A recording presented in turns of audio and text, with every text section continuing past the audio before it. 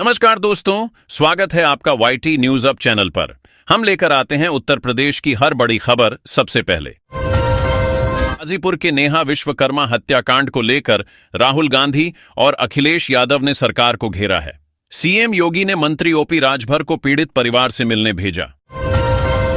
लखनऊ में एक पिता ने अपनी 16 वर्षीय बेटी की गला दबाकर हत्या कर दी और पहचान छुपाने के लिए उसके चेहरे पर तेजाब डाल दिया। पुलिस ने आरोपी पिता और उसके साथी को गिरफ्तार कर लिया है। महाराजगंज में भारत नेपाल सीमा के पास से पुलिस ने 327 किलो गांजा बरामद किया है, जिसकी अंतर्राष्ट्रीय बाजार में कीमत 20 करोड़ रुपए से अधिक आंकी गई है। यूपी में 42,000 होमगार्ड पदों के लिए परीक्षा शुरू हो गई है। सुरक्षा इतनी कड़ी है कि अभ्यर्थियों के कलावा और ताबीज तक उतरवाए जा रहे हैं। परीक्षा में गड़बड़ी की साजिश रचने वाले 3 शिक्षकों समेत 4 लोगों को गिरफ्तार भी किया गया है। प्रधानमंत्री नरेंद्र मोदी 29 अप्रैल को 594 किलोमीटर लंबे गंगा एक्सप्रेसवे का लोकार्पण करेंगे। यह एक्सप्रेसवे 12 जिलों को जोड़ेगा और इसमें 2 मुख्य टोल के साथ 19 एंट्री एग्जिट पॉइंट होंगे। योगी आदित्यनाथ का तृणमूल कांग्रेस पर हमला, बोले 4 मई के बाद नहीं मिलेगी छिपने की जगह।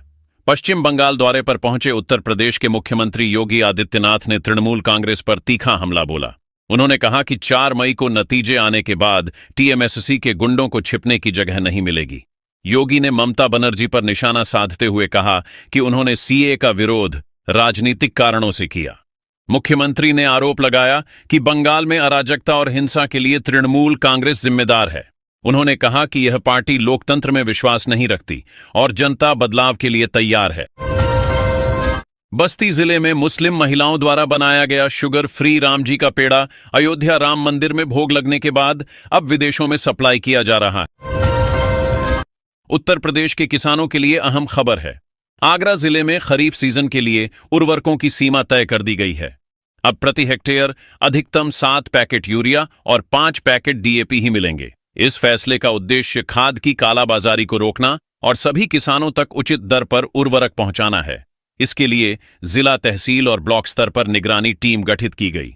अधिकारी लगातार उर्वरक बिक्री पर नजर रखेंगे ताकि किसानों को समय पर और सही मात्रा में खाद मिल सके। खेत में काम कर रही एक महिला को तेंदुआ खींच ले गया। शोर मचाने पर तेंदुआ उसे छोड़कर भागा, लेकिन तब तक महिला की मौत हो चुकी थी। उत्तर प्रदेश में छोटे मकान और दुकान बनाने वालों के लिए बड़ी राहत का ऐलान हुआ। उत्तर प्रदेश सरकार ने नई नियमावली लागू करते हुए विकास शुल्क को 50% तक कम कर दिया।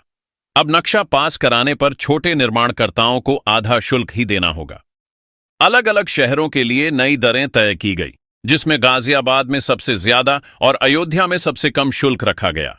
इस फैसले से आम लोगों को अपना घर और दुकान बनाना आसान होगा। बलिया जिले में एक युवक ने ससुराल पहुंचकर अपनी पत्नी और सास की चाकू मारकर हत्या कर दी और ससुर को गंभीर रूप से घायल कर दिया। यूपी पंचायत चुनाव अपडेट 28 मई तक कंप्यूटरकरण देरी पर प्रधानों का कार्यकाल बढ़ सकता है। उत्तर प्रदेश में पंचायत चुनाव में देरी की अटकलों के बीच बड़ा अपडेट सामने आया। उत्तर प्रदेश सरकार ग्राम प्रधानों का कार्यकाल 1 साल तक बढ़ा सकती है। वर्तमान कार्यकाल 26 मई को समाप्त हो रहा है, लेकिन समय पर चुनाव होना मुश्किल दिख रहा है। ऐसी स्थिति में ग्राम पंचायतों की जिम्मेदारी प्रशासकीय समिति को सौंपी जा सकती है, जिसमें ग्राम प्रधान और अन्य सदस्य शामिल होंगे। ममता बनर्जी ने चुनाव आयोग द्वारा नियुक्त प्रशासन पर सवाल उठाते हुए आरोप लगाया कि मतदाता सूची से नाम हटाने की प्रक्रिया एकतरफा हो रही है। उन्होंने भविष्य में गिरफ्तारी की चेतावनी भी दी। योगी आदित्यनाथ का बड़ा संदेश, 17 कंपनीज को कंफर्ट लेटर। यूपी में ही मिलेगा रोजगार। उत्तर प्रदेश में रोजगार और निवेश को लेकर बड़ा संदेश सामने आया। मुख्यमंत्री योगी आदित्यनाथ ने 17 फार्मा कंपनीज को लेटर ऑफ कंफर्ट सौंपते हुए कहा कि अब यूपी सिर्फ बाजार नहीं बल्कि भरोसेमंद निवेश गंतव्य बन चुका है। मुख्यमंत्री योगी आदित्यनाथ ने पुलिस विभाग में 81,000 पदों पर बम्पर भर्ती की घोषणा की है, जिससे युवाओं को बड़ा मौका मिलेगा। अखिलेश यादव का पीडीए फार्मूला।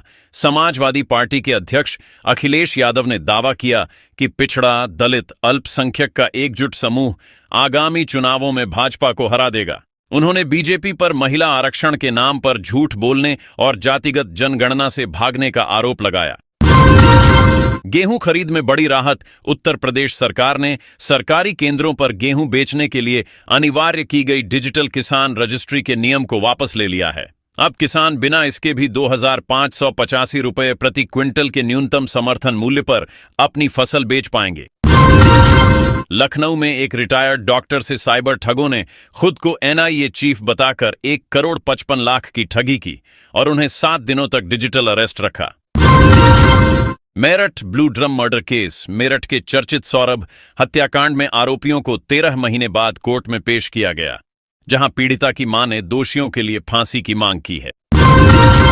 रेलवे परियोजनाओं को मंजूरी। केंद्रीय कैबिनेट ने उत्तर प्रदेश और आंध्र प्रदेश में रेल मार्गों की क्षमता बढ़ाने के लिए 24,815 करोड़ के मल्टी ट्रैकिंग प्रोजेक्ट्स को हरी झंडी दे दी है।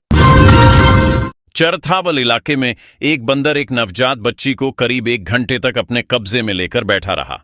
अंततः ग्रामीणों ने मोबाइल दिखाकर बंदर को उलझाया और बच्ची को सुरक्षित बचाया। कानपुर किडनी कांड का खुलासा। कानपुर में बिना डिग्री के 13 किडनी ट्रांसप्लांट करने वाले ओटी मैनेजर अली ने अपना जुर्म कबूल कर लिया है। पीएम मोदी करेंगे गंगा एक्सप्रेसवे का उद्घाटन। नरेंद्र मोदी अप्रैल के आखिर में उत्तर प्रदेश को बड़ी सौगात देने जा रहे हैं। पीएम 28 और 29 अप्रैल को वाराणसी और हरदोई के दौरे पर होंगे। 29 अप्रैल को गंगा एक्सप्रेसवे का उद्घाटन करेंगे। ये एक्सप्रेसवे पश्चिमी यूपी के विकास को एक नई रफ्तार देगा। औद्योगिक, सीए और वाणिज्यिक परियोजनाएं विकसित होंगी। अखिलेश यादव का 300 यूनिट फ्री बिजली का ऐलान। सपा प्रमुख अखिलेश यादव ने कहा है कि 2027 में सपा सरकार बनी तो यूपी में 300 यूनिट तक बिजली मुफ्त दी जाएगी। बुंदेलखंड में खनिजों का खजाना। यूपी के विकास को मिल सकती है नई रफ्तार। उत्तर प्रदेश के बुंदेलखंड क्षेत्र से एक बड़ी और सकारात्मक खबर सामने आई है। वैज्ञानिकों के अनुसार यहां लिथियम समेत कई बहुमूल्य खनिजों के भंडार होने की संभावना जताई गई। अगर यह पुष्टि होती है तो यह प्रदेश के विकास के लिए मील का पत्थर साबित होगा। मेरठ के जानी क्षेत्र में एक कन्फेक्शनरी मालिक की हत्या का पुलिस ने खुलासा किया है। यह हत्या मात्र 18,000 रुपए के उधार के विवाद में शराब पार्टी के बाद की गई थी। यूपी के अंबेडकर नगर में भीषण गर्मी। कक्षा 9 से 12 तक स्कूल्स का समय बदला। यूपी के अंबेडकर नगर में तेज गर्मी और लू के असर को देखते हुए जिला प्रशासन ने बड़ा फैसला लिया। जिलाधारी अनुपम शुक्ला के निर्देश पर अब कक्षा 9 बजे से 12वीं तक के सभी स्कूल सुबह 7:30 से 12:30 तक संचालित होंगे। यह आदेश सभी बोर्ड के विद्यालयों पर लागू रहेगा।